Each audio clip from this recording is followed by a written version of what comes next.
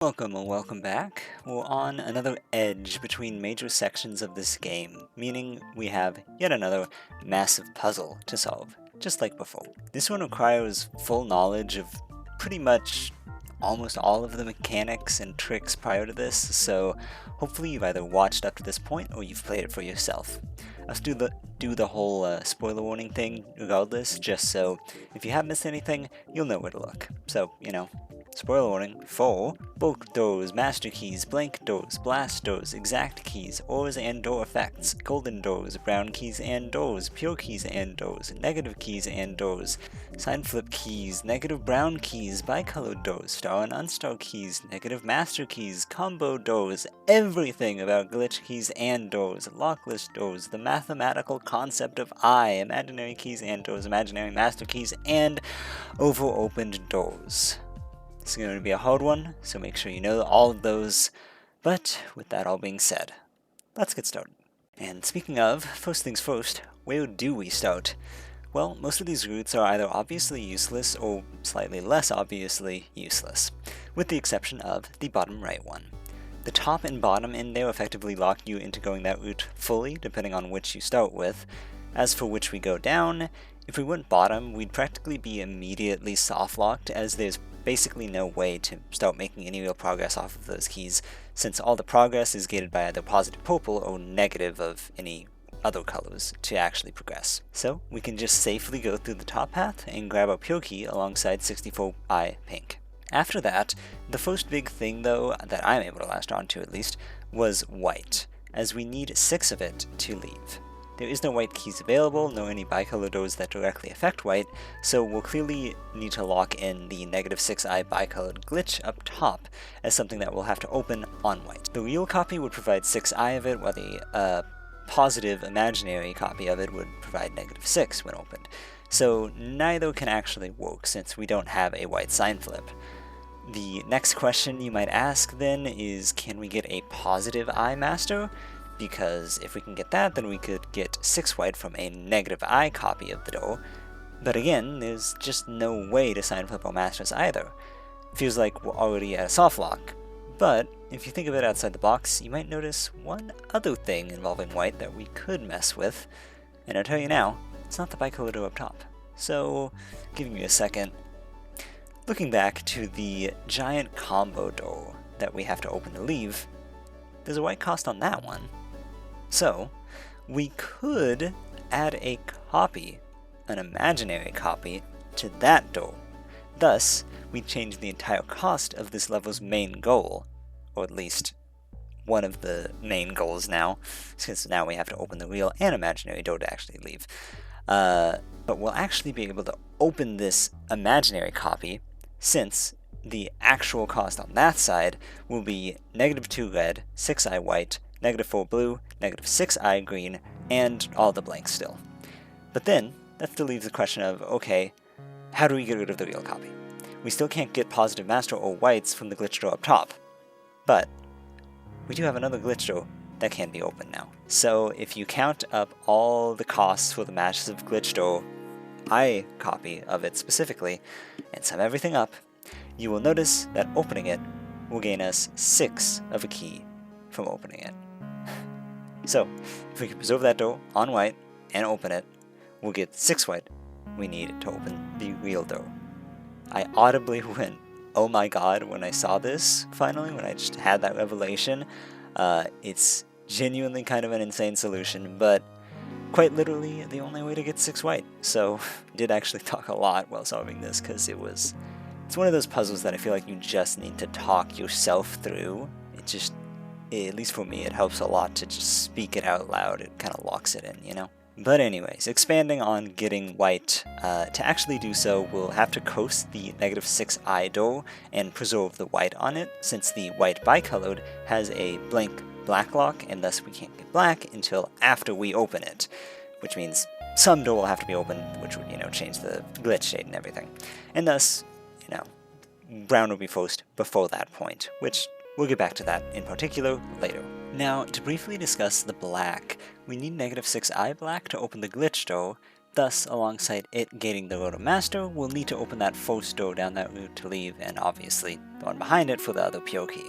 And then right at the end, we will be opening the pure door that gives us the 5 rotors, so we can actually get our -6i black. To open that door, we'll need to have negative blue and red, at least one cyan, pink, purple, and orange, and some positive green to use in the blast door. In total, we're guaranteed at least -2 blacks from the 1 locks, technically -3 since you have to have at least 1 green, but realistically that means we'll need at least 4 green at some point, which, now that I'm writing, kinda makes a lot of what I say later kinda side-questy, but it's still useful and it leads into important stuff. Regardless though, I just figured I would make sure that we're all on the same page on that door before we move on. But moving on to other key counts that we have to care about, green, red, and blue are the main ones that we can think of right now. We can immediately know that the bicolored green will take another master of our 3 that are available. As for the other 2 bicolored doors here, looking around, we'll need a positive one of one of these aura keys to actually get to the 24 cyan, which we'll need to leave. But you may notice as well that we'll have to get rid of these cyans later, thus forcing us to cross through the various exact 0 keys for the blaster. Since we don't have a second sign flip for any of these keys, could we perhaps pull off some shenanigans with that final master? To answer that, we'll have to take a brief detour into brown. On that route, we have 3 + 7i to spend before we can get our pure back. 6i will obviously have to be spent on the 6i purple, and we know we'd only need to go down one of the colored routes for the cyan, giving us another 2 that can be removed. As for the final real and imaginary, with a bit of deduction, since we know we'll grab 2i at some point, which we'll also have to get rid of, we can solidly place the glitch I door as both used for cyan and the remaining master key, thus meaning nothing else can be copied, because remember the 3rd master key has to be multiplied by I and used on the bottom door. So the only remaining I door is the -1, so we must use the -I for our final one paired with the brown side flip, and our 1 key needs to be used elsewhere, excluding anything it can't obviously be. We'll still have the 1-lock glitch and the various 1-locks on the bottom left. We can exclude the 1-lock glitch thanks to purple. The 5 purple that we get at the start will need to be spent on the 5-lock long before the black door comes around, since to access our master keys, which are relevant to opening said door, we need the -123 to be sign flipped over, and thus we have to spend the 5 there first, and then the 1, 2, 3 afterwards. This means we still need 1 purple, and then to get rid of it afterwards, the only possible way to do that is via the 1-lock glitch, and thus the final brown must be spent on the bottom left somewhere. We'll get to the specifics later, but the point is, now we know all of where the brown gets spent. While much of that is irrelevant to the original question, but still useful, the point is that our final master's use case has been located, and thus when we grab our aura keys, we're not going to get a second chance with any of them. Because of that, we can lock in the second route, or like 3rd or 4th, as the one with exact 0s, and can get rid of our 64i pink with that as well, thanks to the plus door, to get through and get our pure, also getting us the 2i cyan. And since we cannot get rid of, or get a second open on any auras, besides green, but you know, it has to be all at once, the only possible route to get our 24 cyan is via green, as we'll need to take its sign flip at some point anyways for the I copy of the big door, so we can just take it with -8 straight up to get 8 to clear those at some point. Then, because of this, we also know we'll never need to take the blue and red sign flips with keys, so we can just open that route up and take those 2, and then, as mentioned earlier, grab the -123 purple so you can flip over to 123. And now, let's think about something entirely different. Orange. We currently have 3 and need to have a plan to get rid of all of them at once in the future. Looking at the bottom right, we know it must be opened before black, since we'll need the 6i door to clear brown and cross this -6i door. That means will have to stop us from gaining the 254i, which of course means that we have to use the glitch star way up top on orange. So then the question is, which door do we use, and moreover, how much orange do we start with? If we start on 3, that can't work because we can't actually get it back to orange on the glitch state. Starting on 13 would need too many doors to actually clear them at the end, so that can also be excluded. Any negative amount also won't work since we need a positive at some point after this to get our cyan, and we'd have leftover orange from that. Thus, we have to start on 10 by opening the blank door and then taking the 10 afterwards. Because of that, we also need to get rid of our current 3 by opening the master root up top, which also gets rid of our purple. And so after doing all of that, we'll now have our negative OR keys as well as orange start at 10. We can flip our green now and then consider what to work on next.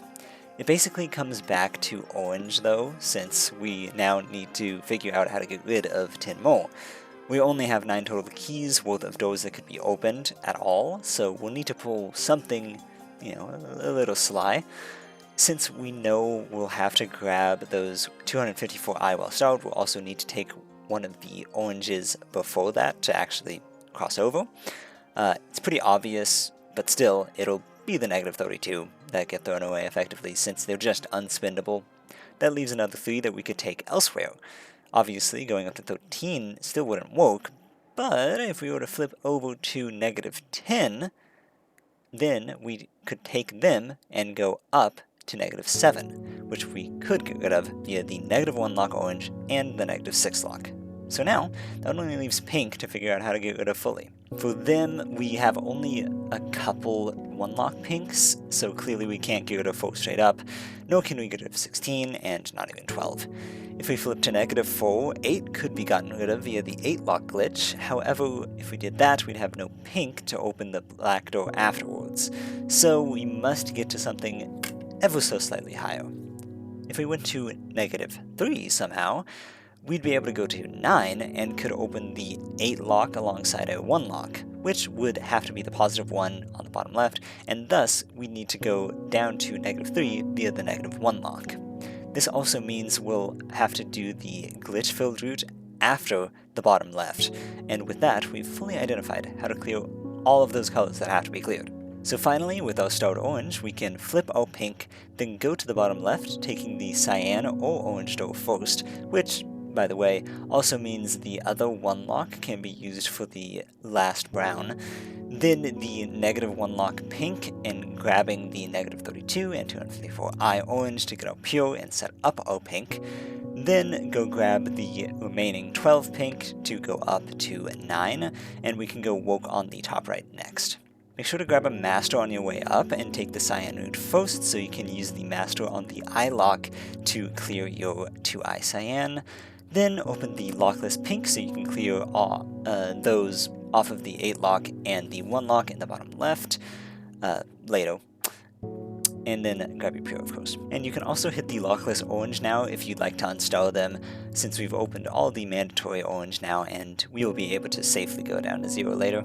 And now next, we need to get brown accessible in preparation for white, so open that to grab our first match. As mentioned before, we open the 2 aura color doors and whichever one you didn't open earlier in the bottom left, not the pink, as well as the 6i and negative I via a sign flip after removing your yellow keys.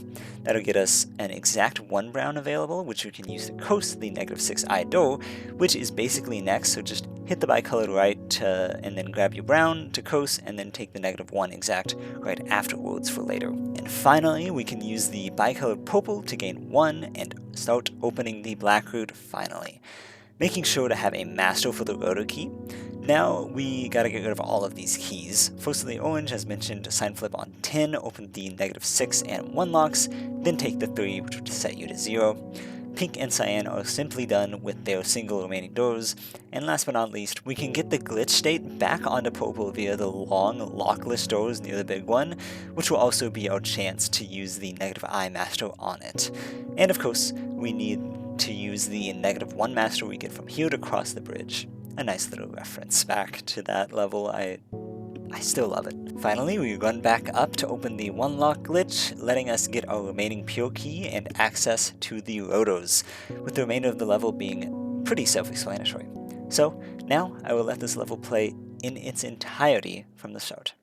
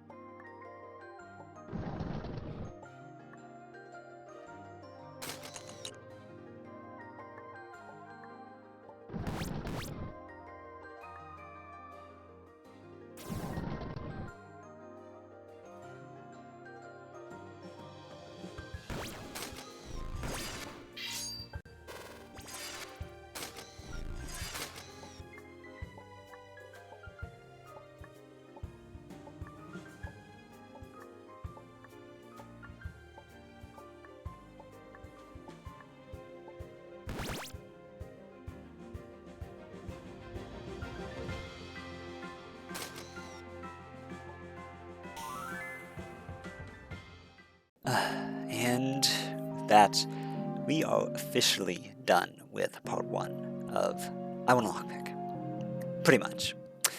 If you didn't get into this game, or get far enough at least, until after the full release in 2024, then you wouldn't know that this was effectively the last, serious puzzle of the entire game.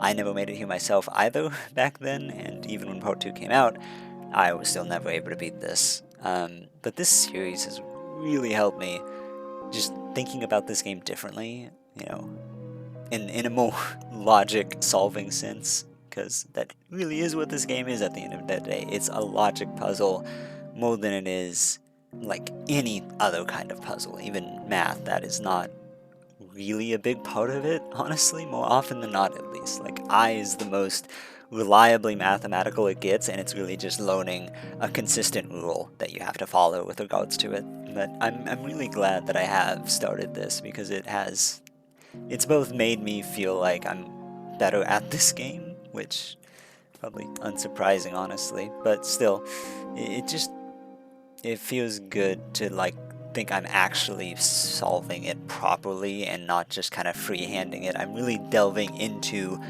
why I have to solve the level in this manner, basically, and it's nice. I really have a fondness for this game that I don't know how many other people share, probably not a lot. It's very charming, in a lot of ways, even outside of the puzzles.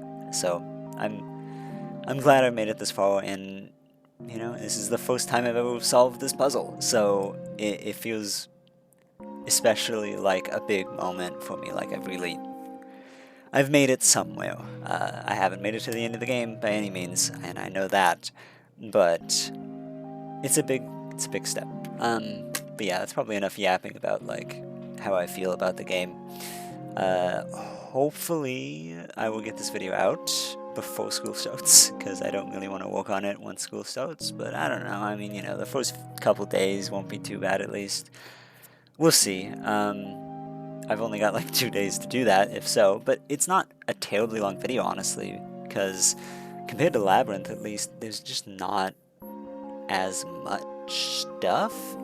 I don't know. I felt like this was a bit easier than Labyrinth. Not by much, but a little. It's at least, it's clearer to me. I don't know. Something about the puzzle just felt better.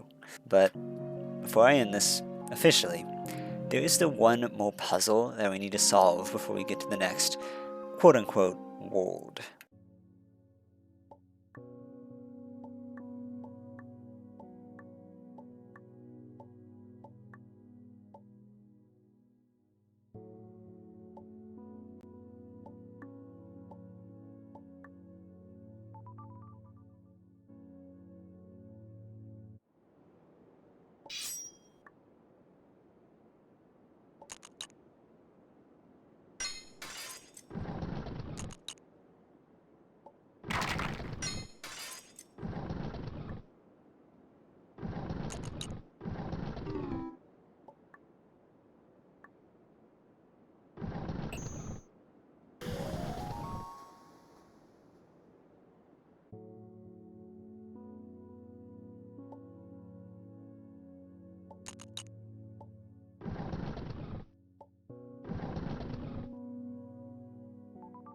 Oh yeah, we'll get meta next time.